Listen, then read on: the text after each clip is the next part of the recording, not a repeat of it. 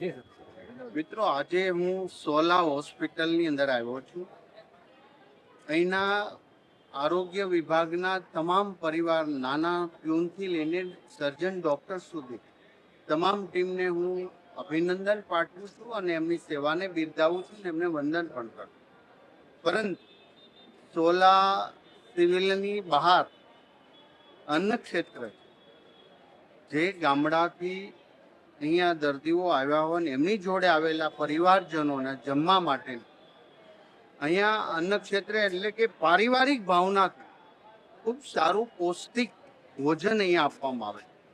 રોજના 2000 વ્યક્તિઓને અહીંયા ભોજન આપે છે. આવી 3 સિવિલોની અંદર અમદાવાદમાં આ ભોજન વ્યવસ્થા આદરણીય આપણા ગૃહમંત્રી અને આપણા સૌના અમિતભાઈ શાહ સાહેબ દ્વારા આ વર્ષોથી અહીંયા આ સેવા યજ્ઞ ચાલી રહ્યો.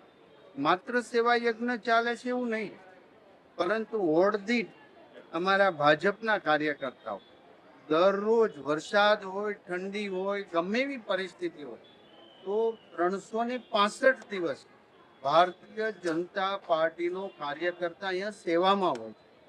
આ મોટી વાત. રાજનીતિ સાથે સેવા યજ્ઞ એ ભારતીય જનતા પાર્ટીનો મૂળ મંત્ર છે.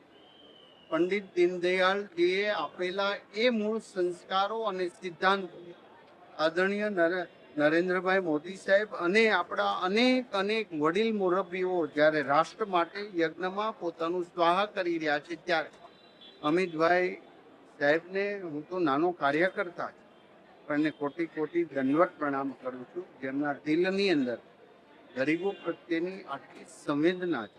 અમારા ભારતીય જનતા પાર્ટીના દરેક વોર્ડના, અમદાવાદના દરેક વોર્ડના કાર્યકર્તા નિયમિત રોજે જેનો વારો હોય તેઓ અહીં આવે. એ મારા કાર્યકર્તા બંધુઓને હું દંડવત પ્રણામ કરું છું. સામાન્ય કાર્યકર્તા અને પરંતુ મને આરોગ્યની જવાબદારી સોંપી ત્યારે મેં આજે આ સિવિલોમાં જ્યારે અન્ન ક્ષેત્ર જોઉં છું ત્યારે ખરેખર માનવીયતા શું કહેવાય, રાજનીતિની અંદર શું કામ આપણે આવ્યા છે, એવું કામ કરવું જોઈએ. બસ અંત્યોદય સુધી દીપ પ્રજ્વલિતનો જે આપણો મૂળ સિદ્ધાંત છે ભારતીય જનતા પાર્ટી, એ દીપ હંમેશા પ્રજ્વલિત રહે. આદરણીય અમિતભાઈ શાહ સાહેબ જેવા કર્મનિષ્ઠ વ્યક્તિઓની અંદર અમે કામગીરી કરી રહ્યા છીએ. આદરણીય નરેન્દ્રભાઈ મોદી જેવા કર્મયોગી સાથે અમે કામ કરી રહ્યા એનો અમને કાર્યકર્તા તરીકે ગર્વ છે. મારા કાર્યકર્તા બંધુઓને ફરી વખત દંડવત પ્રણામ કરી એમની આ સેવાને બિરદાવું છું. આદરણીય અમિતભાઈ શાહ સાહેબને કોટી કોટી વંદન કરું. ભારત માતા કી જય.